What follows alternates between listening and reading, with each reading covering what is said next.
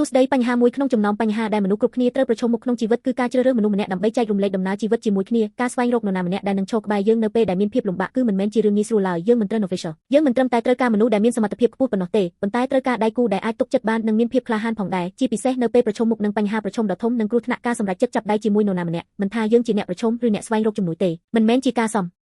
រេចចិត្តដែលអាចធ្វើឡើងដោយស្រាលឡើយ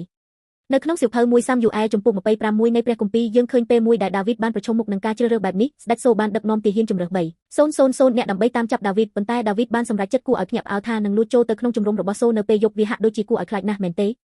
ប៉ុន្តែគាត់មិនបានទៅតែម្នាក់ឯងទេគាត់បានសួរថាអ្នកណានឹងទៅជាមួយខ្ញុំហើយក្មួយប្រុសរបស់គាត់ឈ្មោះអាប៊ីសាយបានឆ្លើយថាក៏ខ្ញុំនឹងទៅជាមួយលោកនោះមិនមែនជាការសម្រេចចិត្តធម្មតាទេភាពក្លាហានរបស់អាប៊ីសាយនិងការជឿទុកចិត្តរបស់ដាវីតត្រូវបានបញ្ចូលទៅក្នុងជំរើសនោះទីបំផុតពួកគេបានបញ្ជាក់ថាសូកំពុងដេកនៅក្បែរលំពែងរបស់គាត់ហើយបានចាក់ចេញដោយសុវត្ថិភាពវាជាពេលមួយដែលការជឿទុកចិត្តនោះបានភ្លឺស្វាង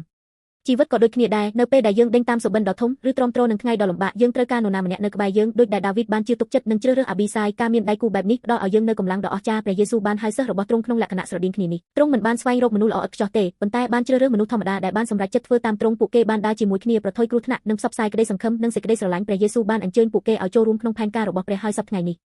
យើងក៏ត្រូវបានហៅឲ្យដើរតាមផ្លូវនោះដែរធ្វើជាដៃគូដែលលើកទឹកចិត្តគ្នាទៅវិញទៅមករស់នៅជាមួយជំនឿនិងចែករំលែកសេចក្តីស្រឡាញ់រឿងរ៉ាវរបស់ដាវីតនិងអាប៊ីសាយបានក្លាយជាជំហានមួយដែលបានបើកអនាគតដ៏ធំធេងសម្រាប់អ៊ីស្រាអែលហើយព្រះយេស៊ូវអញ្ជើញយើងឲ្យចូលរួមក្នុងការធ្វើឲ្យពិភពលោកក្លាយជាកន្លែងដ៏ល្អប្រសើរដូច្នេះតើដៃគូនៅក្បែរអ្នកជាអ្នកណាតើគាត់ជាមនុស្សដែលនាំអ្នកទៅរកផ្លូវត្រូវទេហើយតើអ្នកជាអ្នកបែបនេះសម្រាប់នរណាម្នាក់ដែរឬទេ